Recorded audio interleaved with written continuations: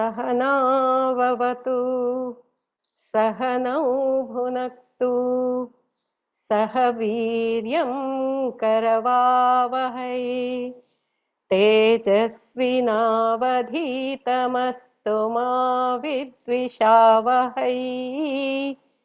Om Shanti Shanti Shanti.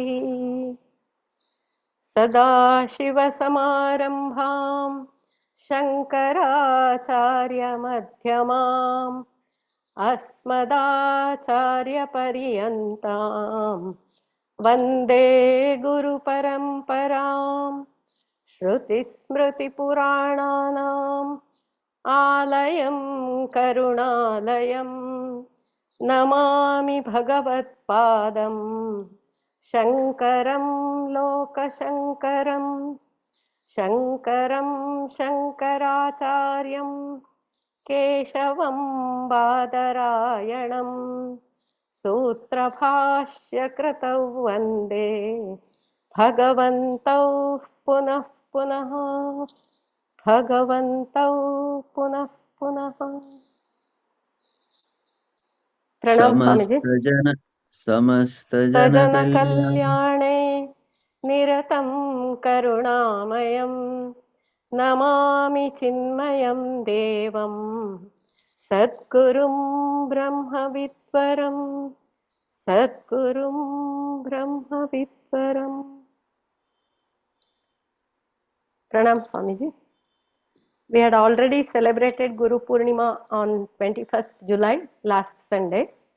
Guru is the only person who can connect people like us, ignorant ones, with God. So, when I requested Swamiji to have a satsang, Swamiji in his busy schedule also agreed to bear with us. So, Swamiji is here today. On behalf of all the devotees present here, a warm welcome to Swamiji. On behalf of Chinmaya Mission Mangalore, a warm welcome to all the sadhaks. By all your support, we are doing this divine program. My sincere request to all is kindly check your audio and please keep it in mute, and please unmute your video if possible. Thank you. Over to you, Swamiji.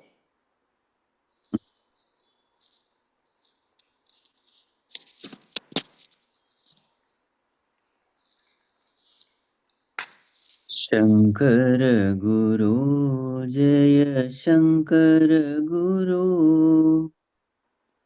Shankar भगवत्पाद Shankar गुरु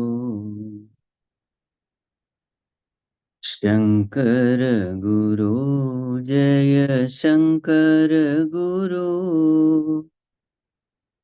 शंकर भगवत्पाद शंकर गुरु शंकर गुरु जय शंकर गुरु शंकर भगवत्पाद शंकर गुरु शंकर गुरु शंकर गुरु शंकर भगवत्पाद शंकर गुरु अपार महिमा गुरुनाथा कृपा सागरा गुरुनाथा अपार महिमा गुरुनाथा कृपा सागरा गुरुनाथा गुरुनाथा जय Gurunatha सद्गुरुनाथा Gurunatha Gurunatha Gurunatha Sadgurunatha Gurunatha Dīnadayālo Gurunatha Paripurna Kripalu Gurunatha Dīnadayālo Gurunatha Paripurna Kripalu Gurunatha Gurunatha Jaya Gurunatha Sadgurunatha Gurunatha Gurunatha Gurunatha Sadgurunatha Gurunatha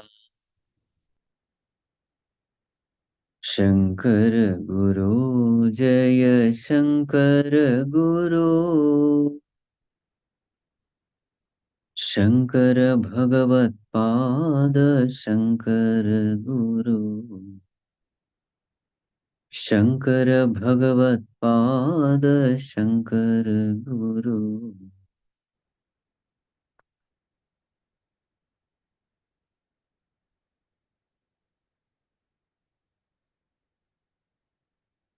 Humble prostrations to all the devotees present here.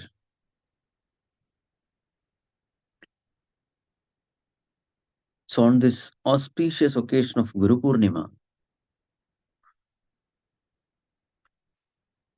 I thought we will discuss one portion from Taittirīyopaniṣad. And what is this portion? This portion comes in Śīkṣāvallī, that is the first Valli of this Upanishad. So we are going to discuss 19, 20, 21, 22 mantras. What are these mantras? These mantras are called as Śiṣyānuśāsanam. Śiṣyānuśāsanam. So it can be taken as the parting message which the Guru gives to the Shishyas, to the disciples. So these disciples, they have learned for maybe 15, 20 years under the teacher in the Gurukula. So now these children, these students, they are leaving the Gurukula.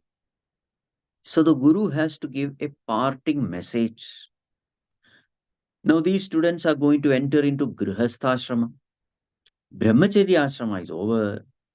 Study under the teacher is over. Now they are going to enter into gṛhasthāśrama. They are going to enter into the world. They are going to face the challenging situations of the world. Theoretical knowledge is over. Now comes a practical knowledge. They are going to enter into the laboratory of the world. So what is the parting message given by the Guru? So it is also called as Convocation address. So this is the part which we are going to see. So after having studied the scriptures, what is the loving guidance of the Guru while living in the world? So here Bhagavan Shankaracharya says, to gain Atma-jnanam, to gain the self-knowledge, purity of mind is necessary. So therefore, Samskritasya hi Vishuddha Sattvasya Atma-jnanam Anjasa eva utpadyate. To gain self-knowledge, the necessary condition is purification of mind. How to purify the mind? How to live in this world so that mind can be purified? This is the instruction given by the teacher. So, now let us begin. Vedam anuchya acharyante vasinamanushasti. This is how it begins. Vedam anuchya, having taught the Vedas. Acharya, the teacher. Ante vasinam. So these students, the residents of these students in the Gurukula, they are called as Antevasi. Antevasi means Vasi, those students who were staying close. Antevasi. So it was a residential course. It is not that morning you come and evening you go. No. The students had to remain with the Guru for so many years. So this was the kind of education which was given in the Vedic times. The Shishyas have to remain with the Guru. So they have to be cut off from their parents for so many years. The value system can be imbibed only when you stay with the teacher. A teacher who is an embodiment of all noble virtues. So remaining with them, they are taught these values. Okay, so ante vasanam anushasti. So this is a loving instruction given by the teacher to these students. So what is the instruction? So very many famous instructions which we know by heart, they all come from this portion actually. So what is that? First one, Satyam Vada. Speak the truth. Wherever you go, you must speak the truth. Satyam Vada. So we must also remember the instruction given in Bhagavad Gita. What is that Vachika Tapas? The austerity at the speech level. Anudvegakaram, Satyam, Priyam, Hitam. That is called as Vangmaya Tapas. So when we speak, number one, it should be non-agitating, non-hurting words. Number two, it should be truthful words. Number three, these words should be spoken priyam, sweetly. And number four, these words should be beneficial for others. So all those aspects we have to remember while speaking. So this becomes austerity in speech. So satyam vada, speak only the truth. If you speak the truth, your mind will be purified and you will become fit to receive the highest knowledge. So this way we have to understand. All these instructions are for purification of mind. So therefore the reverse is also true. If we speak untruth, what will happen? We are polluting the mind. We are creating obstruction for our own spiritual progress. That way also has to be understood. So Satyam Vada, mere speaking the truth alone will not do. What next? Dharmam Chara. May you walk the path of righteousness. Whatever you find righteous, dharma, practice it. Live it. Mere speaking will not do, you have to live it also. So whatever pleases God, that is dharma. Whatever is good for the totality, that is dharma. That which is in tune with my nature, my swadharma, that is dharma. So in this way, understanding what is dharma, just practice it. Whether you like it or not, you have to do it. That itself is a great struggle. It is a tapas. It is an austerity. And when this austere life is followed, mind becomes pure. Dharmam chara. And the next one, Swadhyaya anma pramadaha. May you not be pramada. May there be no pramada, carelessness. With regard to what? Swadhyaya. Every day Swadhyaya has to happen. Study of the scriptures must happen. Otherwise, what will happen? We will get sucked into this worldly life, completely busy with all worldly things. And then there is all the possibility that we may forget the very purpose for which we have come to this world. So, therefore, every day there should be a time allocated to remind us of our purpose. So, therefore, Sadhyaya is a must. Study of the scriptures is a must. Swadhyayanma pramada. And then, now that these students are leaving the Gurukula, so what is the instruction given? Acharyaya priyam dhanamahritya prajatantum ma vyavachetsi. May you give Guru Dakshina to your Guru. That is your responsibility. The entire Gurukula is running. There is a financial need, it's a financial burden for the Gurukula to run. So, what is the responsibility of all the students? Their responsibility is to ensure that this Jnana Parampara continues in the future also. You have gained this knowledge. Now it is your responsibility to see that this institution is alive in the society. So, therefore, Dhanam Ahritya, earn wealth and support these institutions as an expression of your gratitude. You were able to learn because this Gurukula was alive. This Gurukula was alive because your ancestors, predecessors, they kept it alive. Now it is your responsibility to keep this institution alive. The whole knowledge is given free, but there is a Guru Dakshina to be given. Give it. Acharyaya priyam dhanamahritya. Having given this Guru Dakshina, keeping this lineage of Jnana Parampara alive, then what you have to do? Prajatantum ma vyavachetsi. Enter into gṛhasthāśrama and ensure the lineage of your family. Meaning, enter into gṛhasthāśrama, get married, and produce worthy children. This is the instruction given. Gṛhasthāśrama is absolutely essential. So Brahmacharya ashrama, Grihastha then comes Vanaprastha and then comes Sannyasashrama. So what happens in Grihastha? In Grihastha, it is a wonderful opportunity to practice all these values.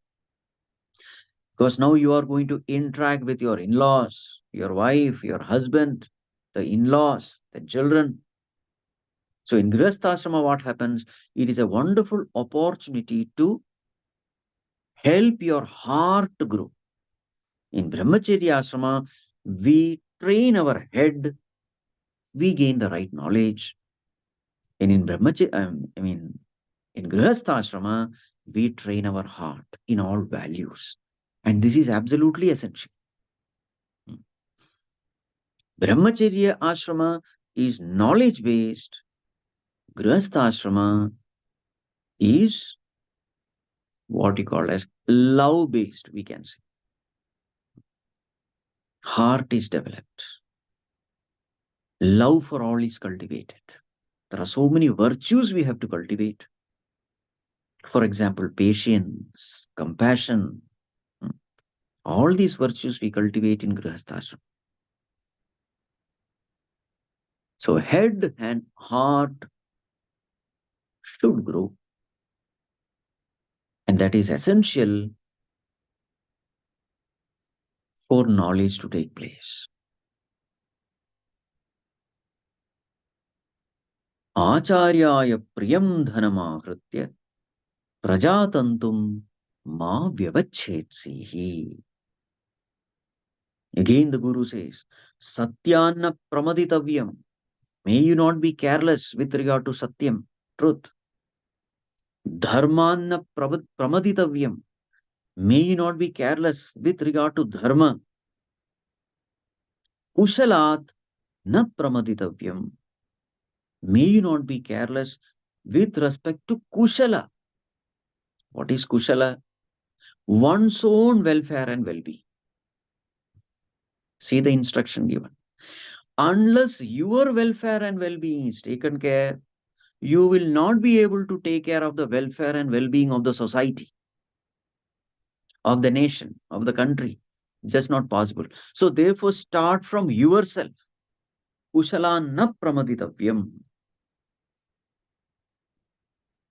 Atmarakshat karmana. So one's own physical well-being, emotional well-being, intellectual well-being, spiritual well-being has to be given the first priority.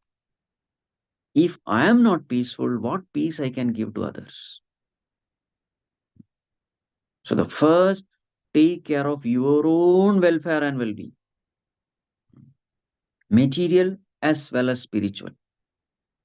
Kushalanna pramaditavyam.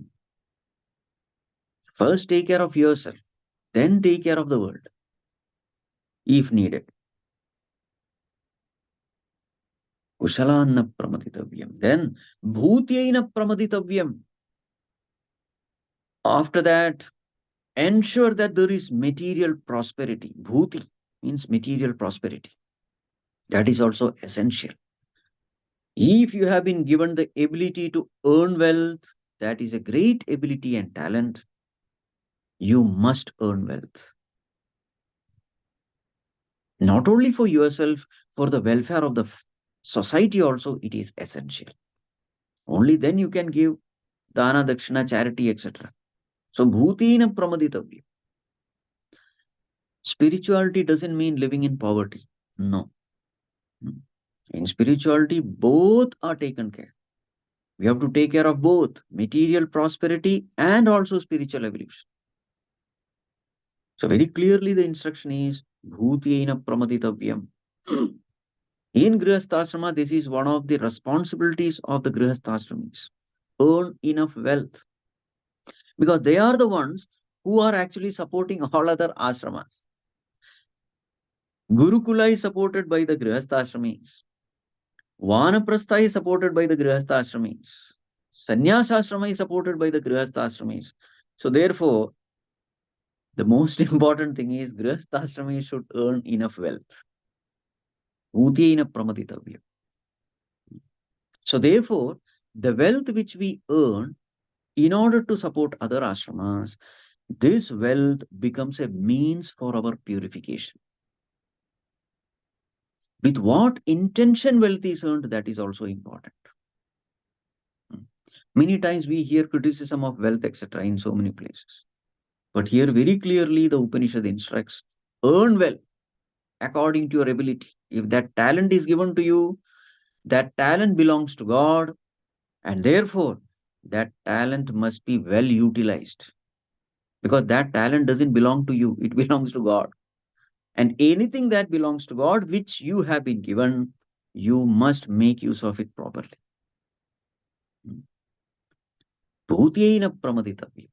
Earn wealth not for yourself, but for the welfare of the society. Because very many people are not even having that ability to earn wealth. Most of them, they don't have that ability. Okay. Bhutyena pramaditavyam. And then swadhyaya pravachanabhyam na pramaditavyam. Earlier it was said swadhyaya. Now pravachana also has been added along with it. Not only that you must study the scriptures, you must also do pravachana, adhyapanam. So adhyayanam and adhyapanam has to be done. Study the scriptures and whatever you have understood, whatever you are convinced of, whatever you practice, give it to others. Now, here again, a question may come. There are many things which I study, but I am not able to live. Then how am I able to how am I able to preach this to others? Give it to others. The question is, are you convinced that this is true? You may not be living it, you are not able to live it because of so many addictions and habits, etc. That is fine. But are you convinced that this is true? Then you have the right to speak. Pravachana is absolutely essential. Whatever we have learned, we should share this knowledge with others. The greatness of sharing this knowledge is slowly, what happens is this starts becoming rooted in us. One way of learning is by giving this knowledge to others. This is one unique feature about this knowledge. The more and more you give this knowledge to others, the more and more you start gaining it. Slowly, our personality starts getting attuned to this knowledge. Slowly, we are able to live whatever we give to others. So, therefore, whatever we learn, we should also share with others. Upanishad says, Swadhyaya pravachanabhyam na pramaditavyam. So, whatever we have learned in Chinmaya mission, so many scriptures, etc., if possible, gather some people from your nearby surroundings or your own family members. Nowadays, Zoom is there, so you don't have to be physically near also. So, with the light minded people, we must share this knowledge with others. This is also our duty in gṛhasthāśrama. Then, Deva Pitrakaryabhyam na pramaditavyam. May you not be careless with respect to Deva Pitrakarya. So here we have to remember all the Panchamahayajnas. So what are the Panchamahayajnas? Many times we have discussed. So the first one, Brahma Yajna. Second one, Deva Yajna. Third one, Pitru Yajna. Fourth one, Nr Yajna. The fifth one, Bhuta Yajna. So Panchamahayajnas. We must express our gratitude towards the Guru Parampara, that becomes Brahma Yajna. We must express our gratitude to Devatas, meaning every day there should be some time for worship of the Lord. Deva also can mean Mother Nature. So we must be grateful to Mother Nature, Devakarya. Then Pitru Yajna, we must be grateful towards our ancestors. There should be something done to express our gratitude towards our father, mother, ancestors, etc. Pitrukarya. And again, there should be some activity where we are expressing our gratitude to the mankind in general. And the last one, Bhuta Yajna, expressing our gratitude to all living beings inferior to human beings, insects, birds, animals, etc. So therefore, that also has to be done. And then, Matru Devo Bhava, Pitru Devo Bhava, Acharya Devo Bhava, Atithi Devo Bhava. All these things don't need any explanation. All of you know it. Matru Devo Bhava. Consider your mother as a goddess, God. Pitru Devo Bhava. Same with your father, mother, father, teacher. They should be treated as God. They may have so many imperfections in their personality, but even then, we are supposed to love them, respect them, revere them, obey them. What will happen if you do this? Mind will become pure. This is what will happen. So let us pay attention to the goodness in them. Let us pay attention to how much we have been benefited by their presence. Let us pay attention to their sacrifice they have done in bringing us up. Whatever we are, it is all because of their sacrifice. So when we start paying attention to whatever they have done for us, the good things they have done for us, then only our heart is filled with love, respect, and reverence. So this is a psychology. What you pay attention to, accordingly you will have feeling for others. Many times what happens is we pay attention to the defects in them, and then what happens, whatever love was there, that also gone. Whatever respect is there, that is gone. So we have to be very careful. So we have to train our mind in paying attention to the goodness in others, especially mother, father, teacher, etc. Because all of us, we have our imperfections. If you pay attention to the imperfection, then whatever little love and respect we have, that will go away. So therefore, consciously we have to cultivate this habit of paying attention to the goodness in others, paying attention to all the good things they have done for us, paying attention to that sacrifice because of which we are what we are. This has to be consciously cultivated. Generally, the tendency is to find fault with others. And what happens when we find fault with others? Everything goes away. Love, respect, reverence, everything. So every time we are finding fault with our superiors, the elders, the teachers, remember, we are the losers. Then this is not possible. Matru Devo Bhava will not be possible. Pitru Devo Bhava will not be possible.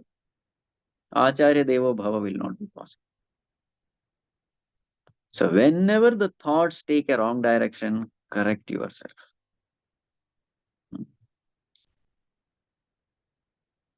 This attitude will in turn bless us. You see, they are all happening silently. In our own heart, we are substituting our negative thought with a positive thought. This is a very silent process. Nobody else is knowing in the outer world. But this silent process invokes all blessings. The blessings of the teacher means what? It is actually the blessings of the Lord alone seated in the heart. Naturally, when our thoughts are positive, of course, it expresses as positive words, positive actions. Then the external blessing will definitely come. Blessings from our mother, our father, our teacher, that will definitely come. But everything starts from this, the inner correction of our thoughts. So, Matrudevo Bhava, Pitrudevo Bhava, Acharya Devo Bhava, Atithi Devo Bhava. This term Atithi has become meaningless in the modern context. Atithi means one who comes to you without telling you when they are coming. Without mentioning the tithi when somebody comes, such a person is called a tithi. Tithi means date. So in those times, this instruction was important because traveling used to be, by foot or maybe some bullock cart or something. So they have to travel so many days together. So you don't know where you land up when it is evening. You need shelter. So there may be some stranger's house you may land up in the evening, because in the night it was not safe to travel because there were a lot of animals. Animals were not extinct. They never used to kill all these beings like snakes, etc. So in the night, the time is given for them to wander. Morning times you wander, night times they wander. So therefore, there was a perfect harmonious coexistence. So animals also lived, human beings also lived. So in the night, traveling was generally discouraged. Allow them to travel in the night. So therefore, in the night, we need shelter. And now after walking, you don't know where you land up. So therefore, the instruction was Atithi Devo Bhava. Whoever comes to your house, treat them as God. Take care of their needs. Atithi Devo Bhava. In modern times, this instruction has become meaningless because now mobile phones are there. You can inform them. Not only mobile phones are there are enough number of hotels, restaurants, boarding, lodging, everything is there. So therefore, this instruction is no more that significant. You don't have to become Atithi, not necessary. Inform and go if at all you are going. Okay. The next instruction is Yani anavadyani karmani tani sevitavyani. Anavadyani karmani, blemishless actions, only such actions you must perform in life. Defect-free actions, dharmic actions, only such actions must be performed. Not others. No itarani. Only dharmic actions must be performed. And now the teacher says, Yani asmakam sucharitani tani tvaya upasyani. Oh dear children, so many years we have stayed together. So definitely you must have seen some defective behavior in us, some defects in us, because nobody is defect free. All of us we have our own defects. So therefore, you must have seen so many good things in us and bad things in us. So what is the instruction given? Yani asmakam sucharitani. Whatever is our sucharita, good actions, noble behavior, whatever good things you have seen in us, only follow them. If you have seen some defects in us, don't follow them. So the teacher himself is accepting this, that you must have seen something defect. If at all you have seen it, don't practice it. Take only good things from us, not bad things. So this is the humility of the teacher, to admit that yes, we have imperfections, but you don't follow them. Tani tvaya upasyani. Practice only that. No itarani. And now, how to behave in front of wise people in the society. Yekecha asmat shreyagamso brahmanaha. In the society, there are times when you come across wise people, highly learned, matured, evolved, enlightened, such brahmanas. So what should be our attitude? When they come to our home, how should we treat them? Tesham tvaya asanena prashvasitavyam. When such Mahatmas come to your house, what you should do? So Bhagavan Shankaracharya gives two beautiful meanings. So what is written here is asane na prashvasitavyam. So Bhagavan Shankaracharya makes one option, asanena prashvasitavyam. When they come, give them asana, a good seat, and then prashvasitavyam. Prashvasitavyam means what? Prashvasaha means sramapanayaha. So they are tired, exhausted after walking a long distance. So relieve them of their fatigue by giving them, a good seat, etc. Giving them water to drink, worshipping them. This is one meaning. Another meaning is what is written here. Asane, when they are seated in the assembly, na prashvasitavyam. Don't even dare to breathe. This is another meaning. Prashvasa means breathing. Don't even breathe when they are seated in a high assembly. Meaning what? Ever remain at their feet.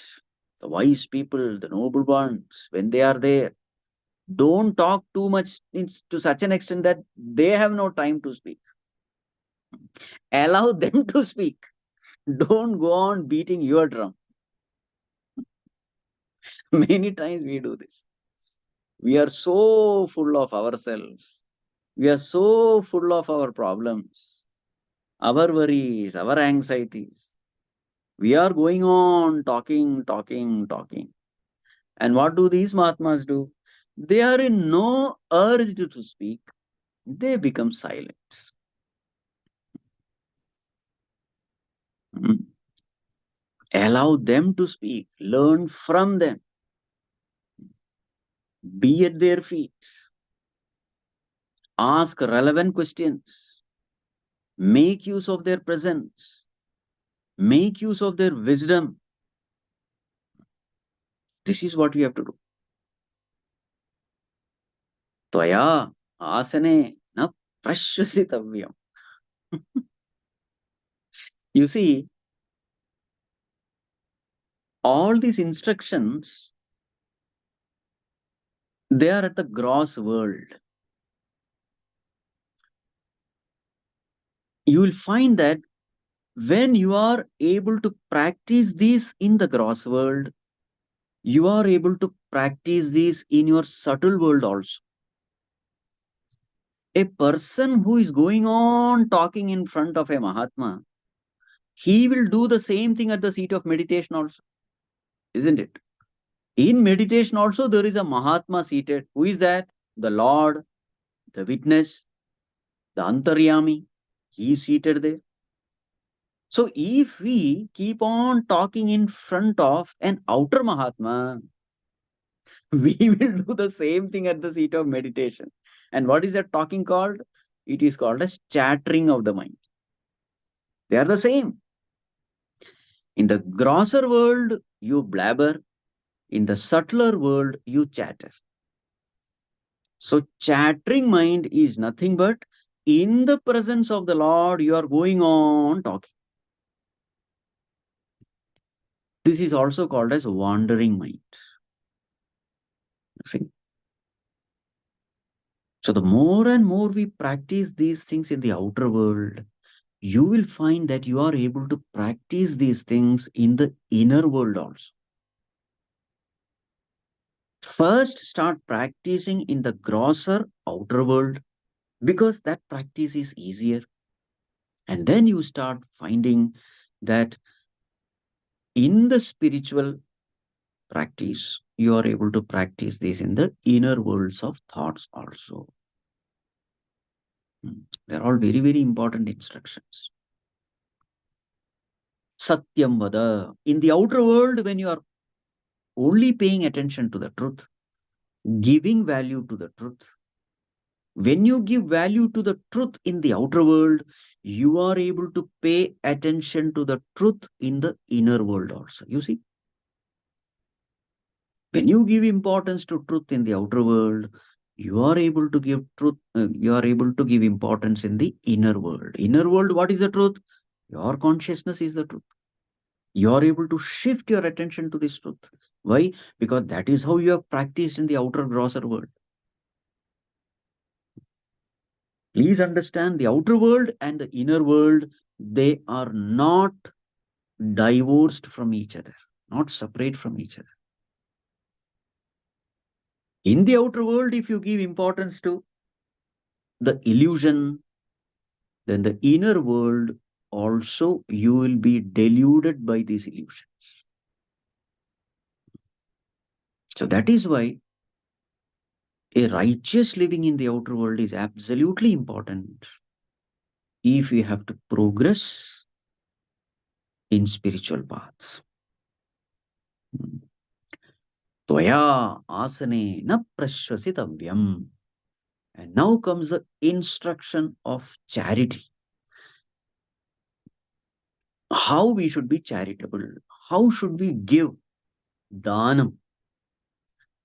Shraddhaya deyam. Give charity with faith. Shraddha should be there. So when you are giving something, you should firmly believe that whatever I am giving, it is not only good for me, it is good for the receiver also. Everybody is benefited. Only with this Shraddha you must give. The receiver is benefited because, that person is getting something.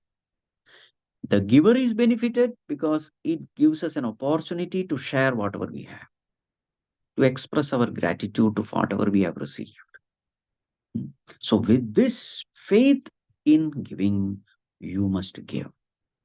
And also, yes, Shraddhaya Deya means you must have this firm faith that the person who is receiving it, he is going to utilize it in a constructive way, positive way, in a good way. He is not going to misuse it. So we have all the right to inquire how this person is going to use whatever I am giving. So Shraddhaya Deyam. Ashraddhaya Adeyam. Suppose you don't have faith that this person is going to rightly use it. If you have a doubt that this person might misuse it, like giving money to a drunkard, then don't give. Very clear instructions. So when you give, there should be a sense of fulfillment that yes, you have done the right thing. Ashraddhaya adeyam. And how should you give? Shriyadeyam. Give in plenty. That is also important. Don't give miserly. Give in plenty. Be large hearted while giving. Don't calculate and give. I have given this much, so I must get this much. Shriyadeyam. Then Hriyadeyam. When you are giving, Hri must be there, modesty must be there, humility must be there. With all humility, may you give.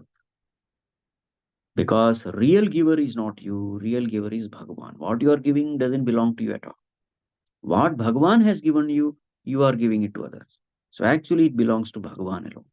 May you never forget this. Riyadeyam. With all humility, may you give. Bhiyadeyam. Bhiya means bhitya. When you give, may you have little fear also while giving. Why should we have fear? Fear of what? Fear of our own ego. There should be a fear. While giving, am I becoming little arrogant? Am I having a sense of superiority complex? Is my ego growing when I'm giving? All these dangers are there. Somewhere we tend to feel that we are superior and the receiver is inferior. So be careful. So with fear may you give. May not your spiritual sadhana bring you down. You are doing all this for your spiritual upliftment. May not this sadhana devolve you. Bhyadeyam. Then samvidadeyam.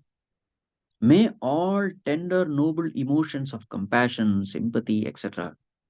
possess your heart when you are giving. Samvidadeyam. Samvit also means right understanding. So, while giving, may you give to the right person at the right time, at the right place. Deshe, Kale, Patre. When all these things are taken, then that is called as right understanding. Samvidadeyam. Right understanding also means when we give, we must also be aware of how much this giving is benefiting us. In what way are we benefited? Of course, materially we are benefited because there is a cosmic law. The person who gives, he gets more. There is a cosmic law. More and more you give, the more and more you get. So at the material level, that is there. But as a spiritual student, we are more worried about our spiritual, what you call as mental purification. So when we give, the heart should get purified. We must grow in devotion. We must grow in dispassion, in knowledge, etc. So how much we are benefited internally and externally, that with that knowledge also you must give.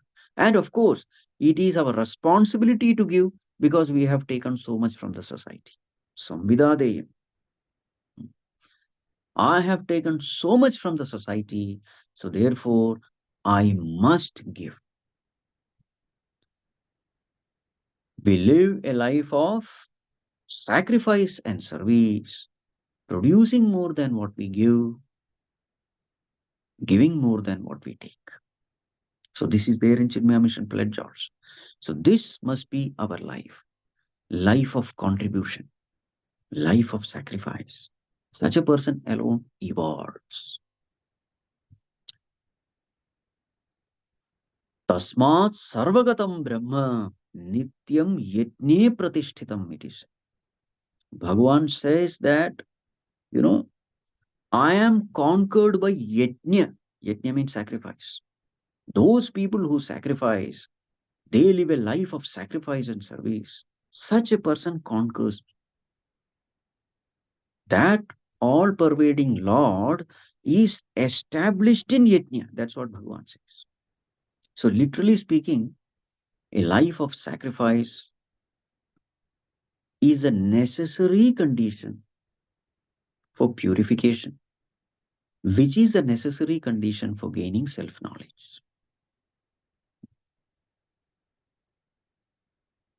So the first one is inaction, no action at all. That's the worst, tamasic. The next stage, higher than that, is selfish action. Compared to inaction, selfish action is far better. You selfishly perform something, at least the society is benefit. Compared to selfish action, selfless action is even superior, where you perform action for the welfare of all.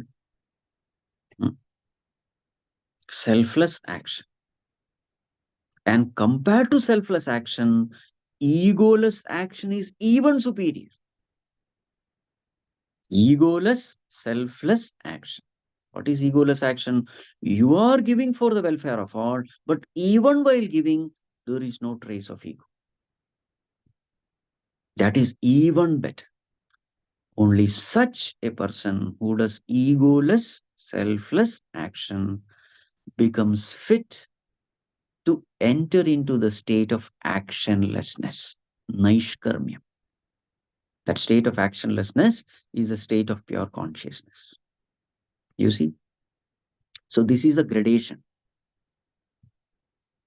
Inaction, selfish action, selfless action, and then egoless action. Such a person who can do this egoless action, such a person at the seat of meditation is very easily able to drop the ego, because that's what he has practiced in the outer world. If you practice egolessness in the outer world, you are able to drop the ego in the inner world also. But if you practice ego fullness in the outer world, then you will never be able to drop the ego in the inner world also. What you do in the outer world, same thing only you will do in the inner world. If you are a very persistent personality, insistent personality, egoistic personality in the outer world, at the inner world also, you will be helplessly tied down to this ego. And remember, ego is the source of all disturbances, all psychological problems, all the mental issues, mind related diseases. All these diseases, they spring from the ego.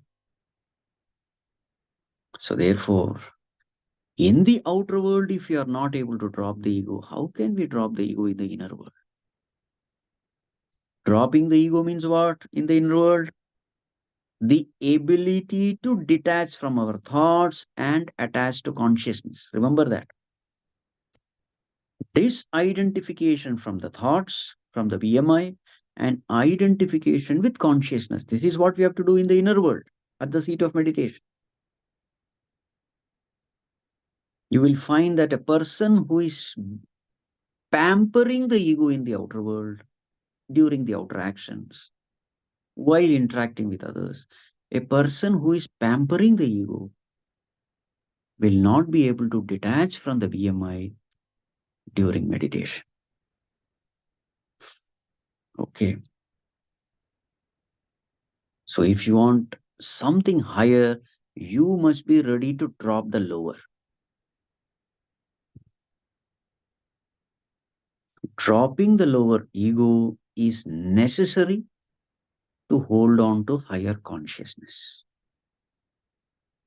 And this is what we practice while interacting with the outer world. First, practice while living in the outer world. As much as possible, try to efface the ego. Remember what Bhagavan Ramana Maharshi says, Ahamapetakam mahat idam tapas. The real tapas is dropping the ego and giving importance to the samashti. So if we can practice this, then all the spiritual sadhana becomes very, very smooth. So while giving, it is not just giving something. some money you give, something. It's not just that. Giving is mainly the sacrifice of ego. That is actual giving up. Priyadeyam, Bhyadeyam, Samvidadeyam. That is what is Samvida, with right understanding. Why am I giving? How should I give? This inner truth, the secrets of the benefits of giving also must be understood. So that is about charity. Yes. Now, what should we do when there is some confusion in our life? We don't know. We don't know how to make decision. Then what should we do? So that instruction is given. Athayadite karma vichikitsa va vritta vichikitsa va syat. Vichikitsa means samshaya, doubt. Doubt with regard to karma, what action should be done, or how decisions must be taken, what should be my behavior, how should I handle this situation, or even how should I handle a person.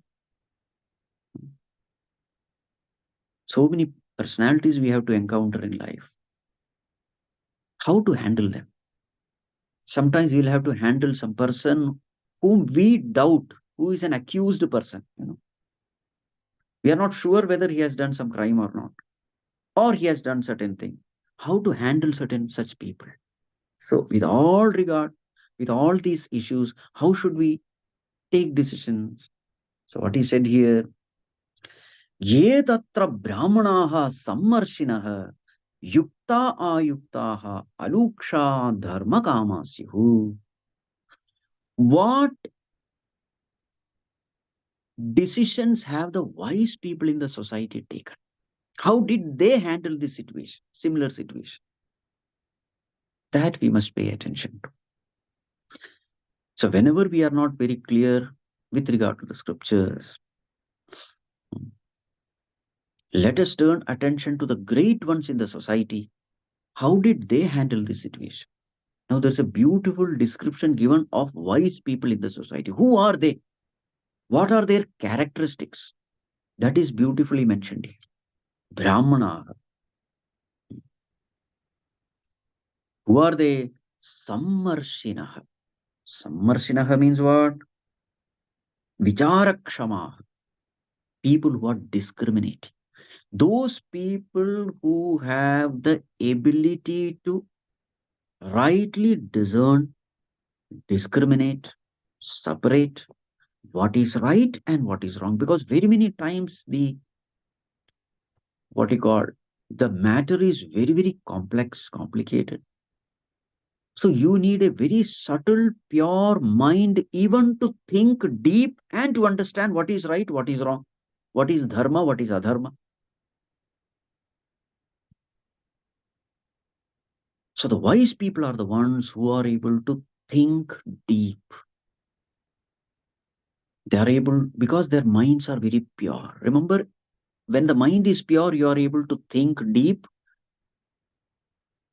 and you are able to very clearly see what is dharma and what is adharma. A mind which is impure cannot decide that. It will only confuse us.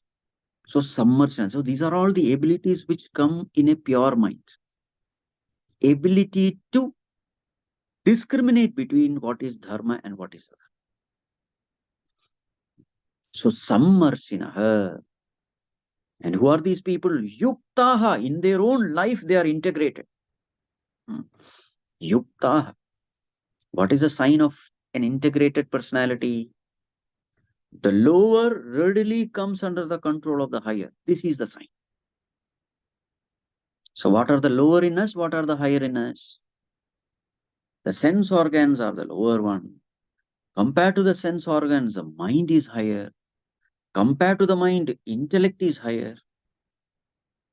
Indriyani paranyahuhu indriyebhyah param manah manasastu para buddhihi yo buddhehe paratastu saha. So sense organs are lower, mind is higher. Compared to mind, intellect is higher. Compared to intellect, Bhagavan is higher. So those people whose intellects are tuned to the Lord, they are ever remembering the Lord. ever tuned to the Lord. And therefore, that intellect is very bright and brilliant. And therefore, the mind readily comes under the control of that intellect. So, therefore, they have absolutely no difficulty in doing the right thing. They are not pulled by their ragadveshas. Their ragadveshas are under their control. What is dharma, what is adharma, that is more important in them, and they live such a life. So, an integrated personality is a personality where you effortlessly love what is right and you effortlessly discard what is wrong. Raga is towards dharma, dvesha is towards adharma. When such a thing happens in a person, such a person is called a yukta person. Yukta means integrate. And how to integrate our personality? There is no other way. We will have to strictly follow the path of righteousness. This is the way. Without compromising, when we live such a life, slowly, slowly, this integration starts happening in us.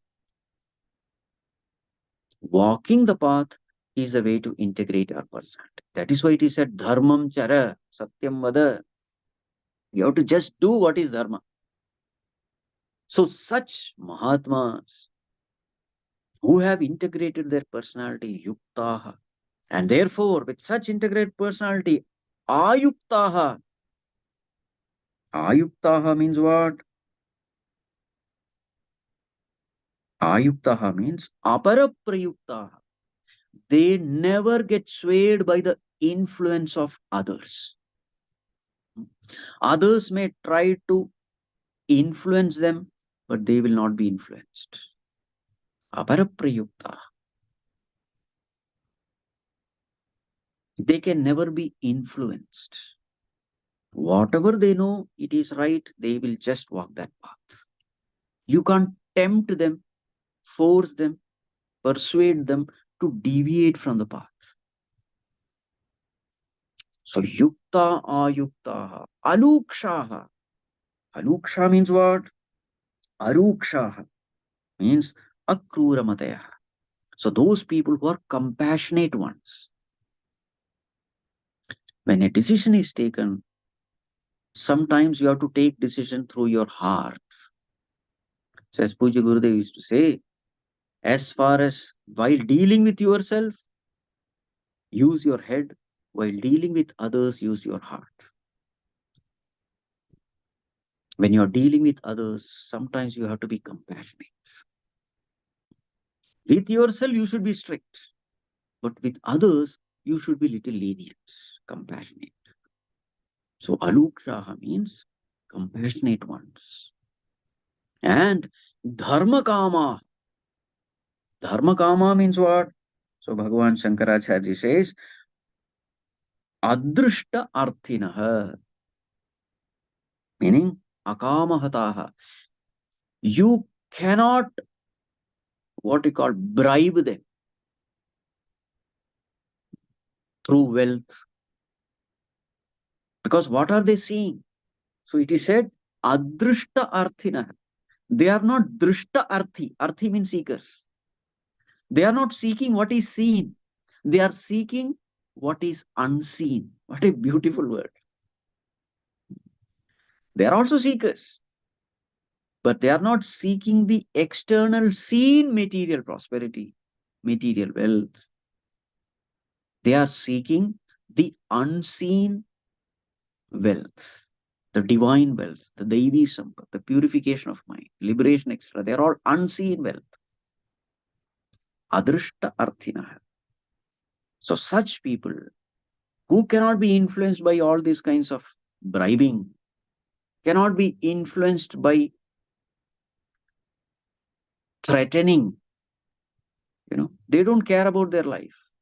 They said it is far better to die than to deviate from the path of dharma. Such people who are so integrated, and therefore they have a pure mind.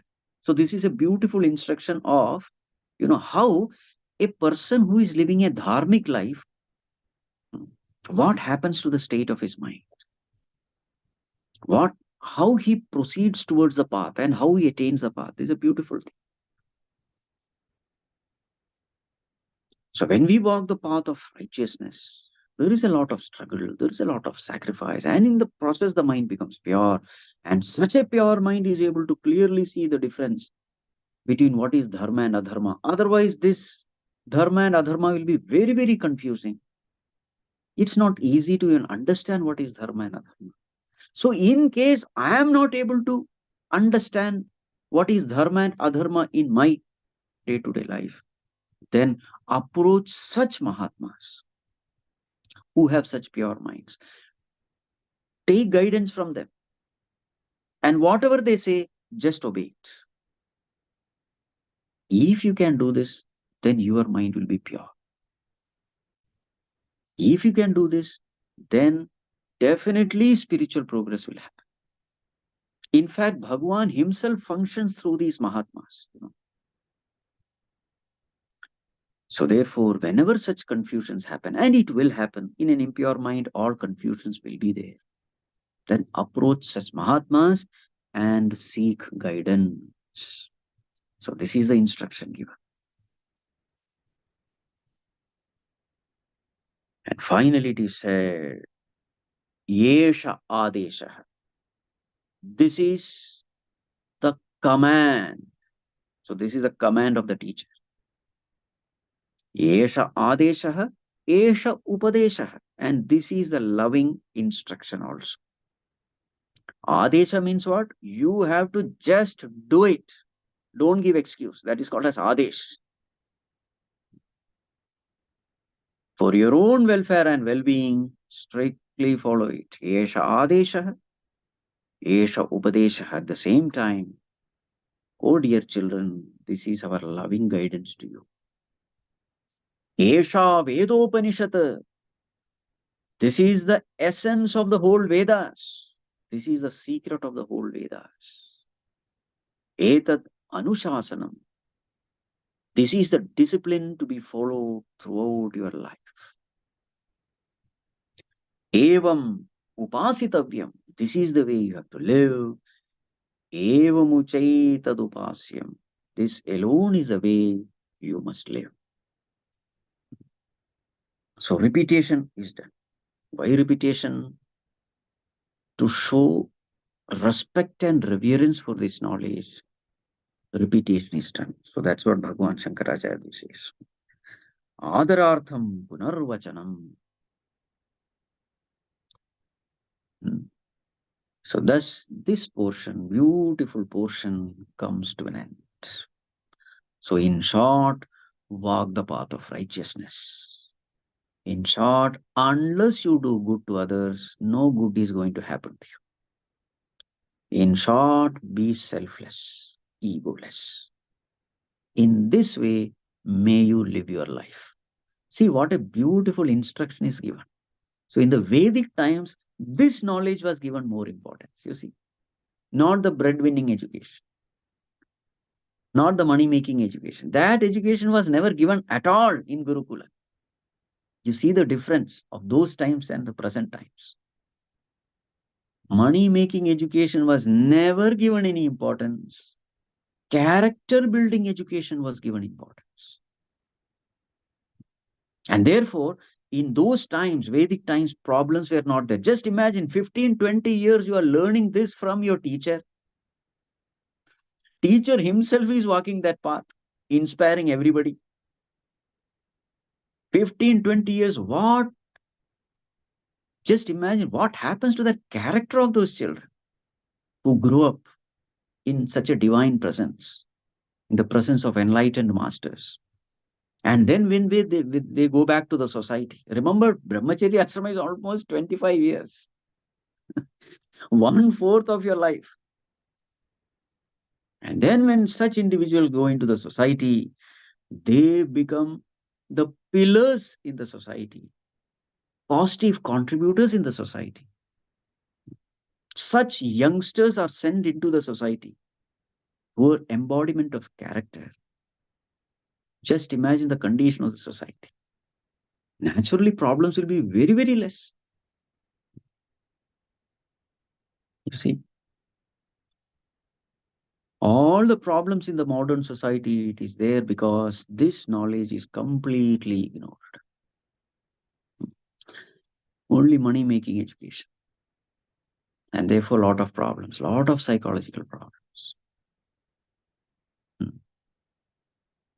That day I was saying, suicide rates are increasing. Every year that suicide rates are increasing. Now it is almost 1 million a year, and 10 lakhs, which is around 2,500 people committing suicide every day. Why this suicide tendency has come? No peace of mind, stress, worry, anxiety, tension, loneliness, boredom. Because our education system has become so useless. Problems are more. Psychological problems are even among those who are alive. Very many are on medication. They take medicine for antidepressant tablets and this and that. You see. So this shows how much importance we must give to this right education, a right understanding about life. And this itself is a glory of Guru. Guru is not a person. He is an embodiment of knowledge. He represents knowledge. Guru represents right understanding, right knowledge. How to live in this world? Who am I? What is this world? What is my relationship with the world? How should I live? This right understanding is what is represented by Guru. So actually, Gurupūrṇimā celebration is nothing but the celebration of right understanding, right knowledge. Making clear to ourselves how much we must give importance to this knowledge. Swadhyaya pravachanabhyam na pramaditavyam, it is said. So every time Gurupūrṇimā is celebrated, remember, we are actually emphasizing the importance of right knowledge. That is a celebration. So we express our gratitude towards our Guru because that knowledge which we received from our Guru has transformed our life. He is transforming our life. It is an ongoing process. So we express our gratitude. So therefore, what should we do? We also do the same thing. Same thing. What is that? Swadhyaya pravachanabhyam na pramaditavyam. Learn this, gain this knowledge, and spread this knowledge as much as we can. Discuss this knowledge as much as we can. Think on it, contemplate about it. Time must be spent more and more understanding this and trying to practice this. Right. So I sincerely invoke the grace of the Lord, the blessings of the entire Guru Parampara. May we all live this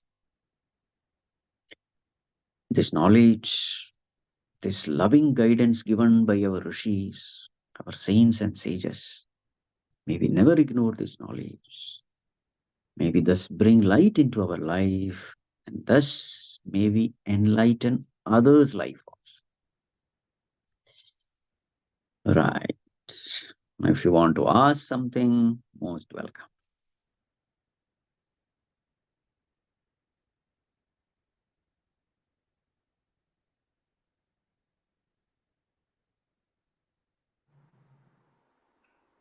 Amma, you can unmute.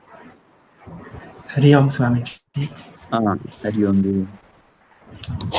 So I have two questions. One is that at the moment when the sense of doership attacks the mind, at that very moment when I notice it attacking, what should be my response?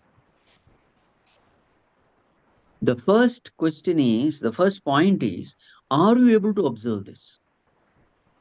Yes. If you are able to observe this, then you have to do something. Many times what happens, our mind is little gross and impure. We are not even able to observe this. Then you have nothing to do. But if it has fallen into your attention that such a thing is happening, immediately surrender unto God. Say that Bhagavan, loudly say, Bhagavan, it is by your grace that things are happening. And this foolish ego is taking credit for it.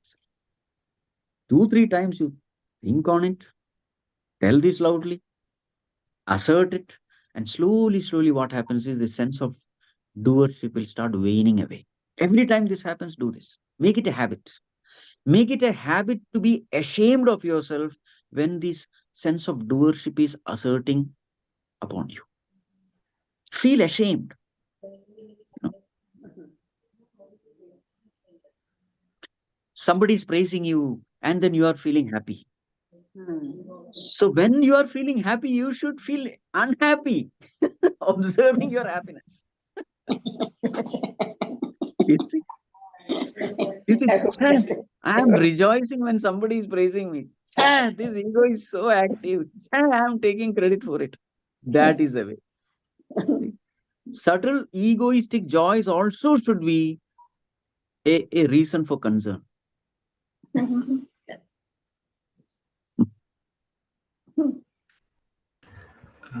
Another question, may I ask that also? Okay. So, on one hand, we say sublimate the desires by exposing myself to the higher joys.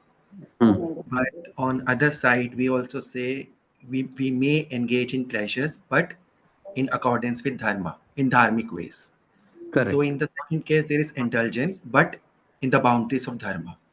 So Yes. which one to choose? Should I directly try to sublimate or go through the indulgence in dharmic way and rise above them?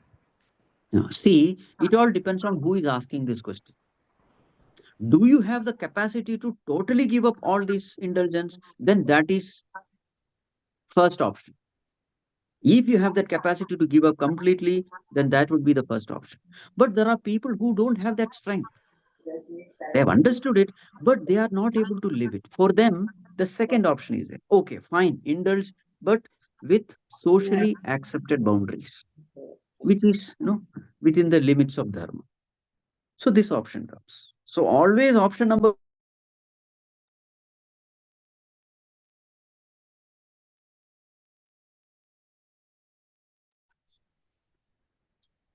hmm? So always, if you can do the option number one, where you can completely give up, that's the best. But when I'm not able to do it, then okay, fine. Indulge, because sometimes what happens is going through life's experience, worldly pleasures, etc., that is necessary for vairagya. You can't just read book and develop vairagya. You have to go through life. So that is necessary. So therefore, even when you are going through the pleasures of life, ensure that you are going through this indulgence in a dharmic way. Remember, the purpose of going through the indulgence is to win over all desires, not to get addicted to it.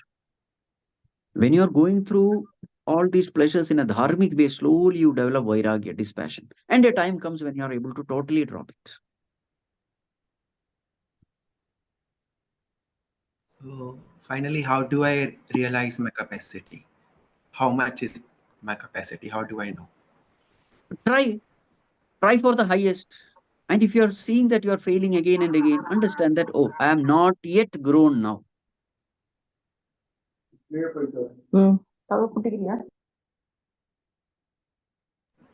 Thank you, Swamiji. Yes. Namaskaram, Swamiji. Can I ask? Yes, Amma. My humble prostrations to you, because you are my teacher. Every day, 2 hours, I keep listening to your talk on Bhagavad Gita. And after listening to half of Bhagavad Gita, then I felt an urge to immediately talk about this, not after I completely complete. So I started sharing this with my friends, and I feel like more people should know about this knowledge. How come one-stop solution and everyone is missing upon this knowledge, ignoring it? So I could, motivate 22 of my friends to start learning Bhagavad Gita. And while discussing Vibhuti Yoga, we all, they expressed a doubt, which is like Bhagwan says, I am, when I say Ashwatha, I am the Ashwatha tree when we in Vrukshana. And like that, everything he compares. When it is Gajendra in Airavatam. So every vibhuti is expressing one, differentiating one highest one.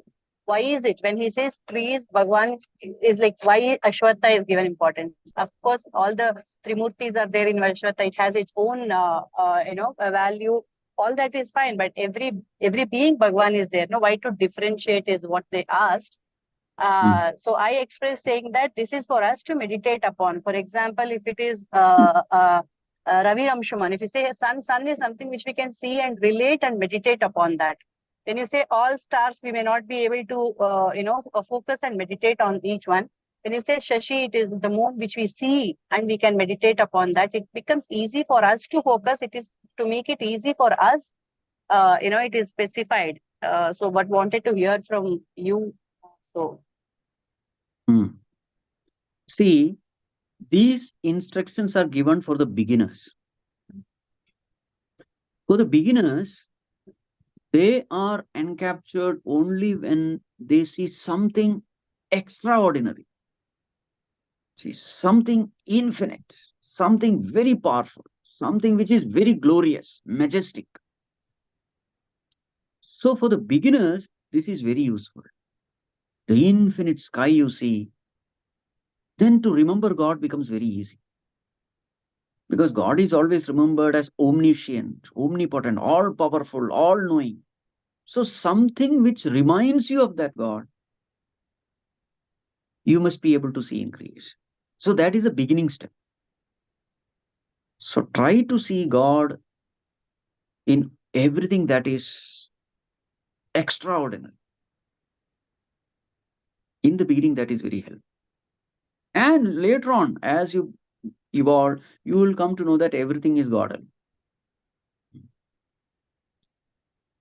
You see, like a person who has no,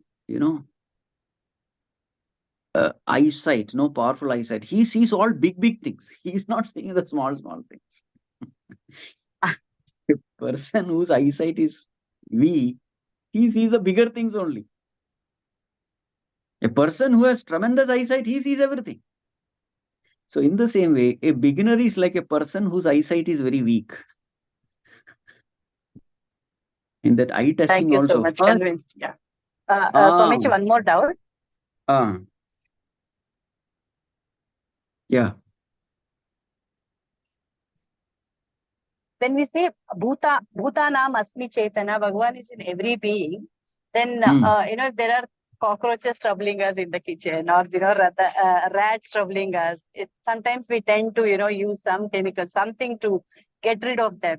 Is it not a sin, to kill the beings which are like every day with us, but we are not able to adjust with them, coexist with them? How is that? If Bhagavan is there in, even the smallest ant and insect, how can we kill them? Very true. In Bhagavatam, what is said? In Bhagavatam, it is said, even the rats, cockroaches, snakes, all these things you should consider as your own children. As your own children. That is said in Bhagavatam. See, the more and more you practice all this, your mind will become extremely pure. Now the question is, how much can you practice? It will depend upon from person to person. I will not put a higher limit because, it is your life. To what extent you have to practice all these kinds of sadhana. Remember, there is a tapas in this sadhana, no doubt about it. And it is this tapas, this struggle, which is purifying your mind. So therefore, you will have to decide how much you can practice. Very many times you don't have to kill a being. You have to do. You see, Bhagavan has given you brains. With that brain, you try to find out what all are the possible ways in which I can, without harming them, at the same time, without, I should not be troubled, and these beings also should not be troubled. What are the different possible ways I have? Bhagavan has given this intellect. So, Bhagavan, please guide me. I am sitting and praying. Ensure that you give me a way in which I don't have to trouble these beings. And at the same time, I am also not troubled. You will find wonderful ways. For example, these rats. Catch them. Don't kill them. Now rat traps are there. Wonderful rat traps are there. Without harming them, you can catch them. Then go somewhere far away into some forest and leave them. Why do you want to poison them? So this way, and don't throw food here and there. See, all these beings are coming because you are careless. Your garbage box is full of food and therefore the cockroaches are coming. You become careful. Clean your house. Keep everything tidy. Let not there be any food particle here or there. Then only then ants will never come. You are careless on one side, and then these beings come, and then you kill those beings. So it is papa only. What else? So as much as possible, find out all the ways in which you can minimize violence. To that extent, you are doing punya karma. And if at all there are situations where you have to kill, pray for that being, sincerely pray for that being, and then do what is necessary. So if at least this much you practice, your mind will be thoroughly purified. Thank you, Swamiji. Thank you so much.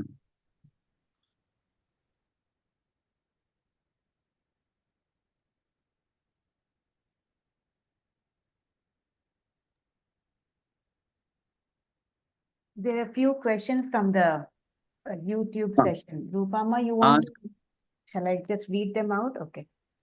Vidyut Fakira, he is asking how to identify real guru. Is there any formula?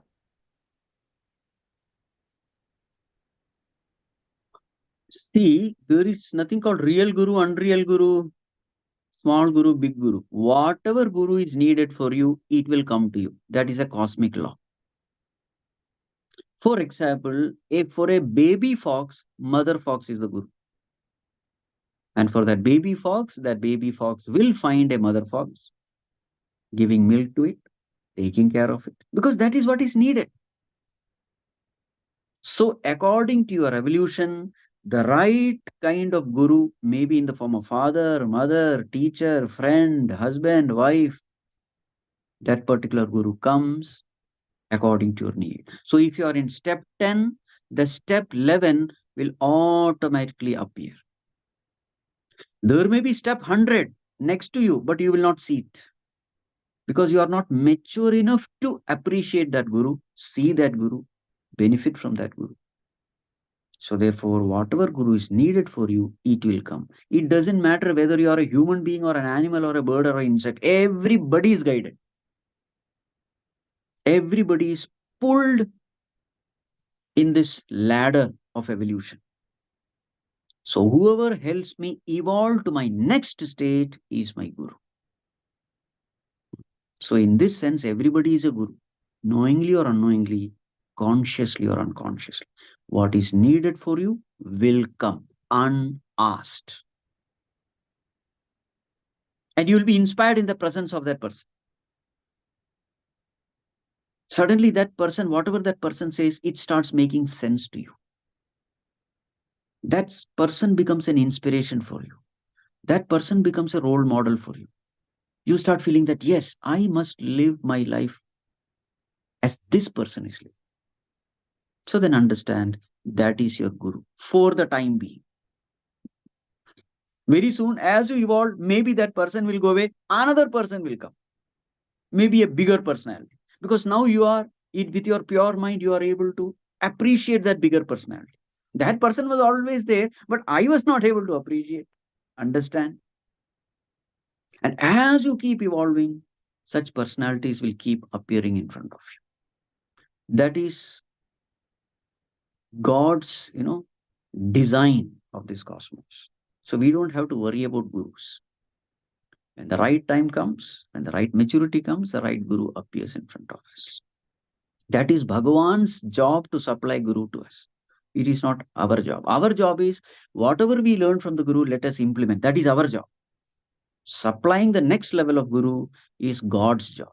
So let us know what my job is and what's God's job is. I need not do God's job. I have to only mind my own business. Right. Swamiji, Hari Om. I'm Devi here. I want to know the difference between the two terms, asat and mithya.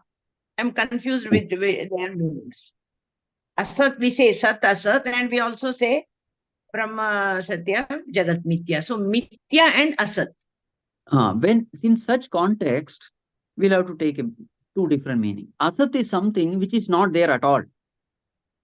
For example, the flower in the sky. It is not there. The horns of the rabbit. That is called as Asat. That which is absolutely non-existent and non-appearing also. Whereas Mithya is something which is appearing but doesn't exist. For example, dream. It appears. You cannot say it is not there. At that time, I truly believe that it is there. So I really see, and it affects my life. It affects my joys and sorrows. So anything which appears but is not there is called Mithya. That which doesn't appear and is not there is called Asat. But other than these two examples, Asat, otherwise, why every time we say Sat, distinguish between or difference, discriminate between Sat, Asat? Sat and Mithya, we can say. No, no? See, the thing is, if you are talking only of Sat and Asat, then understand Mithya is included in Asat. Okay. When only two terms are used, Sat and Asat, then this concept of Mithya also comes under Asat. Now we say world is Mithya. It is, in what sense it is Mithya? Because actually it is Brahman only, but all the things are appearing on Brahman. Yes. In that meaning, no? It is appearing, but it is not true. Therefore, it is Mithya. So that has to be... we are not denying that it is not appearing. No, we are not denying it. We accept that, yes, it is seen. It is experienced. Shabda, Sparsha, Rupa, Rasa, Gandha is there. We are not denying that. To indicate that we are not denying this, we are using this term Mithya. Otherwise, when we say Asat, no, it is not at all there. Arey Baba, you are experiencing it, no? So something which is experienced but is not there. So for that, a new term is given, and that term is called Mithya. To make this difference. It is not like horns of the rabbit, which is never experienced and which is not there also. No. So there is a difference between that which is not experienced and not there versus that which is experienced and which is not there. So there is a difference. So in order to make this subtle difference, we use these two terms. So when you say real and unreal, this Mithya is unreal. What comes and goes, Mithya is changing, that is Mithya. Yes.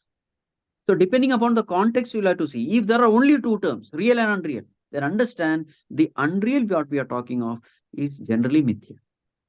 Okay. See, I'm not bothered about things which are not appearing and not real. Why should I bother about such things? My real problem is there is something appearing capable of giving me joy and sorrow, and finally when I inquire, it is not there. So generally in all contexts, whenever we talk of Asat, it generally means Mithya. That was my confusion, because yes, these two examples are usually given, no? That Gagana Kusuma and... So I thought, okay, now it's clear. Thank you. Okay. There are more questions. Do you want to take them, Swamiji, or do you want to take it, Aman? Take it. Because later means when. I'm not sure if you want to get to that. Anyway, no, take it. Let us finish it. Okay, there are two questions, good ones actually. Abhimanyu Patil, Swamiji, exposing senses to external world is root cause of mental agitation. But in today's context, when we have so many ways of distractions, how to control this? See, first of all, let us stop this blaming that, no, when the senses contact with sense objects, it is bad, it is not good. No. The law of life is senses must contact with the sense objects. It must burn its fingers, know that it is painful, and from that pain comes a wisdom. From that pain comes dispassion, and with that dispassion, when you look within, that is a real looking within. Otherwise, it is a half-hearted looking within. When is a full-hearted looking within comes? The full-hearted U-turn happens only when you are 100% sure that in the outer world there is no happiness. So such a half-hearted vairagya will not stay. So that necessary law of this condition is pariksha lokan karmachitan brahmana nirvedamayat, it is said. Pariksha, go to the world. You yourself experiment it. And then become wise, become dispassionate. You test everything, see whether there is happiness there or not in it, in those sense objects. Once you are fully convinced, then that coming back is a real coming back. Then that U-turn is a real U-turn. And therefore, Bhagavan has created the world. So the first step is not sense withdrawal. The first step is sense indulgence. Go there, test, be miserable. Suffering has its own role in life, in making us mature. Suffering is necessary. Pain is necessary. Go to the sense objects. Indulge in it. Be miserable. When you are miserable, then you understand the value of knowledge. Then you understand the value of Guru, the scriptures, etc. Otherwise, you will never understand the value of all this. Misery is a necessary condition. Dukkham is necessary. Only those people who are miserable, they only become truly spiritual. Those people who are happy in this world, they don't need spirituality. So therefore, that is the way it is designed. So indulge in the senses, be miserable, and then come back. It may take many lifetimes, that's okay.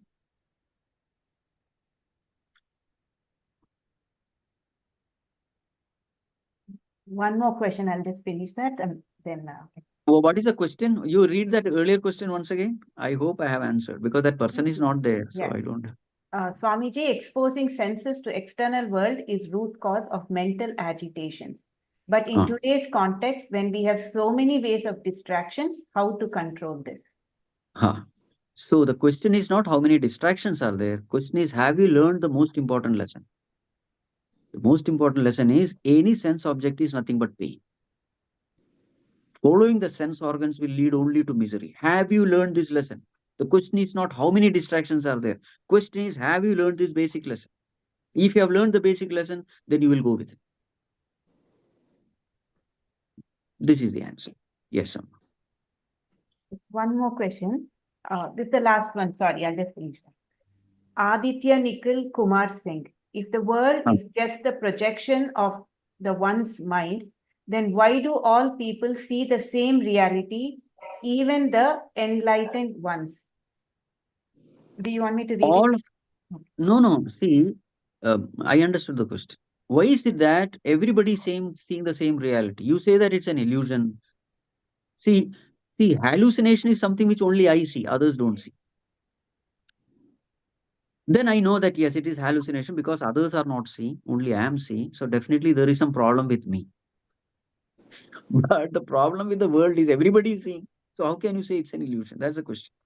So same question can be asked in our dream also. In the dream, so many people are there. Everybody is seeing the same world and we are interacting also. So just because everybody is seeing doesn't mean that it is real. In that case, the dream world also should be real. 100 people are there. 100 people are seeing the same world. And we are interacting about the sense objects in the same world. So because 100 people are seeing, it is real. No. So that is not the test of reality. The test of reality is in all the states of mind, in all three periods of time, does it remain? This is the test of reality. Test of reality is not that if all the people, are we all seeing the same? Then that is real. No, that is not the test. So if 10 owls come together and unanimously declare that sun is not there, owls can't see. So that doesn't become real. What is the test of reality? In all the states of mind, is something there? Is there something which is undeniable? So we find that consciousness alone is undeniable in the waking, dream, and deep sleep. So therefore we come to this conclusion that consciousness alone is real. So the question is, how do you ascertain whether something is real or not? It is not by voting method.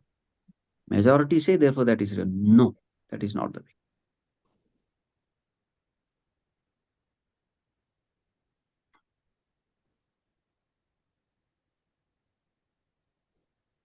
Swamiji, can I ask a question?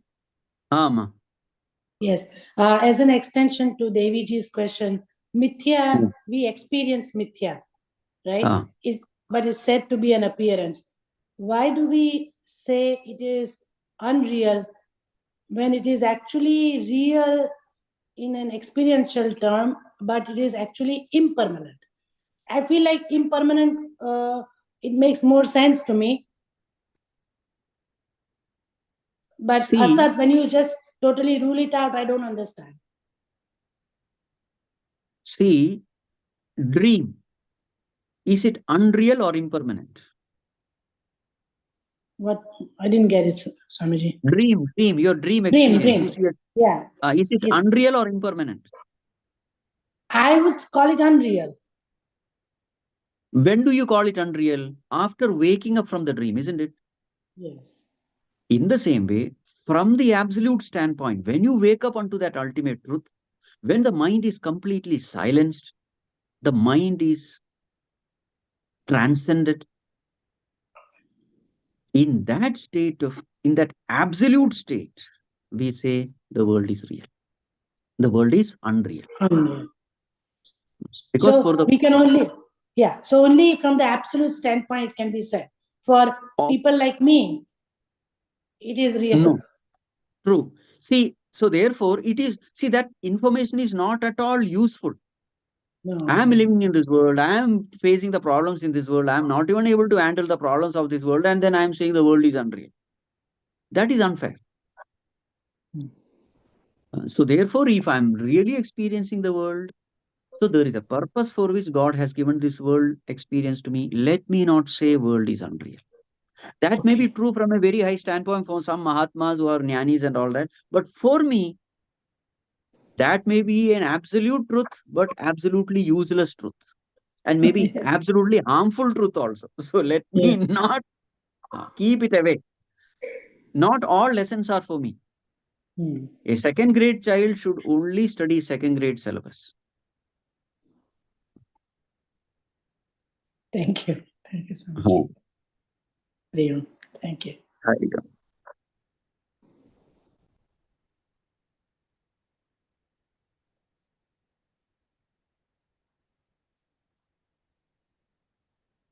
Hariom, Anupamaji, question answers over? You can continue. Online, from YouTube it's over, yeah. Okay. Anyone else?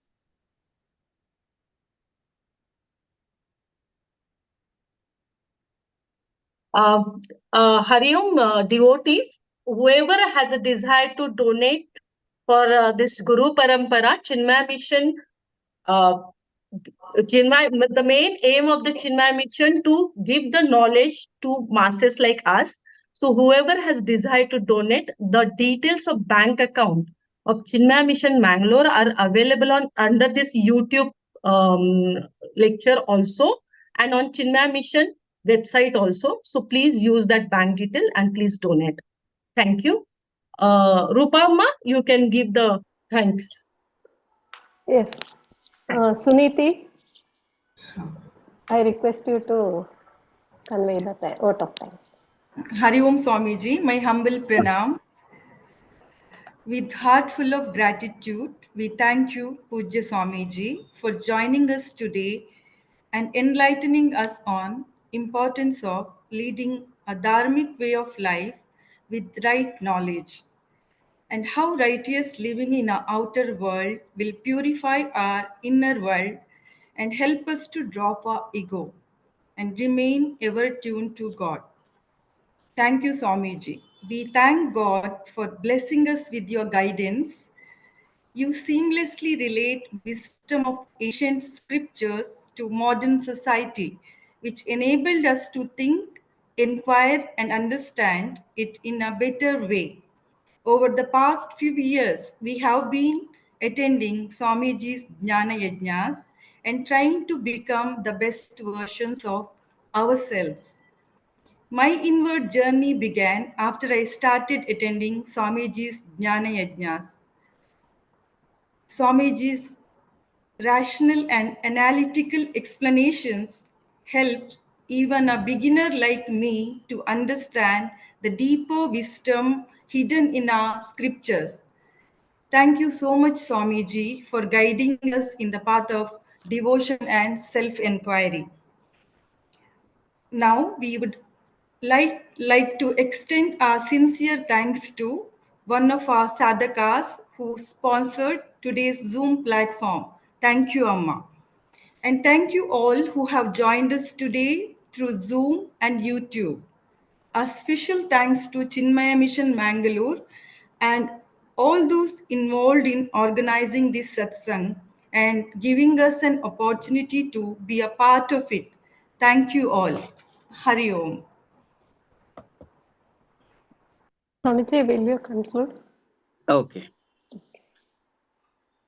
Om Sarve Bhavantu Sukhinah Sarve Santu Niramayah Sarve Bhadrani Pashyantu Ma Kaschid Dukkhabhag Bhavet Asato Ma Sadgamaya Tamaso Ma Jyotirgamaya Mrityorma Amritam Gamaya Om Purnamadah Purnamidam Purnat Purnamudachyate Purnasya Purnamadaya Purnamevavashishyate Om Shanti Shanti Shanti Harihi Om Shri Gurubhyo Namaha Harihi Om. Hari Om. Hari Om. Hari Om. Hari Om. Hari Om. Hari Om. Hari Om. Hari Om.